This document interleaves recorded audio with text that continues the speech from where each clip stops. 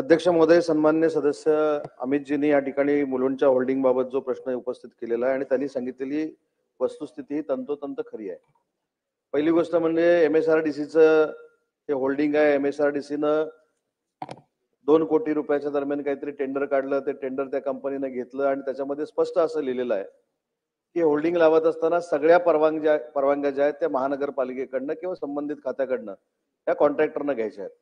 त्या परवानग्या न घेता कॉन्ट्रॅक्टरनं त्या ठिकाणी होल्डिंग लावलं. माझ्याकडे देखील सन्माननीय अमित साटम साहेबांनी सांगितलेल्या वस्तुस्थितीचा पुरावा आहे की 68 वेळा त्याला नोटीस काढली. तो कोर्टामध्ये गेला आणि कोर्टानं त्याला दंड केला. आता ह्याच्यामध्ये अध्यक्ष महोदय गंमत अशी आहे की तो दंड आहे फक्त 1000 ते 5000 रुपये आणि त्याच्या दिवसाचं भाडं आहे 35 ते 40,000 रुपये.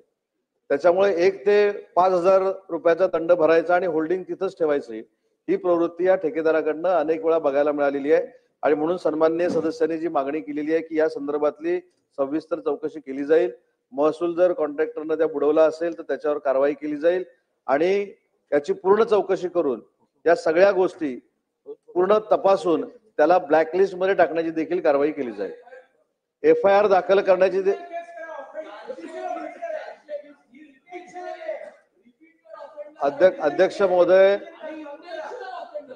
अध्यक्ष महोदय सन्माननीय सदस्यांनी सांगितलेल्या सगळ्या माहितीशी आम्ही सहमत आहोत. सन्माननीय सदस्यांनी सांगितलेली कारवाई तात्काळ FRI ची देखील केली जाईल आणि याचं ऑडिट देखील पूर्ण महानगरपालिकेच्या संपूर्ण होल्डिंगचं 3 महिन्यामध्ये केलं जाईल आणि पुढच्या अधिवेशनामध्ये तो अहवाल सादर केला जाईल. अध्यक्ष महोदय, MSRDCच्या अधिकाऱ्यांना ह्याला परवानगी दिलेली नाही. MSRDCच्या अधिकाऱ्यानं MSRDCचं होल्डिंग असल्यामुळे त्याचं टेंडर काढलं.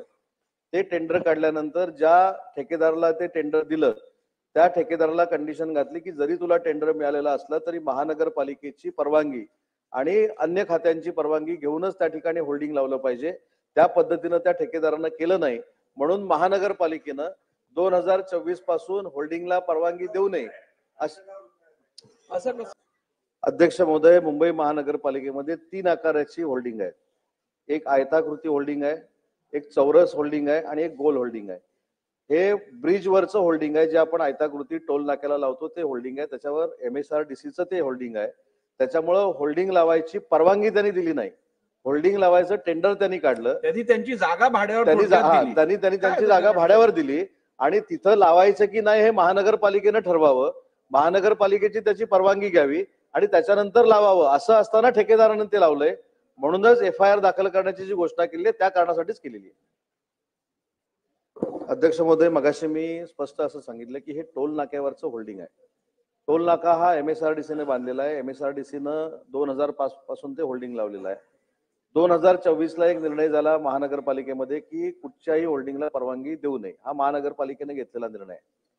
मगाशी जे सन्माननीय सदस्यांनी सांगितलं की ह्या दंडामध्ये वाढ व्हायला पाहिजे का, तर नक्की ती वाढवायला पाहिजे.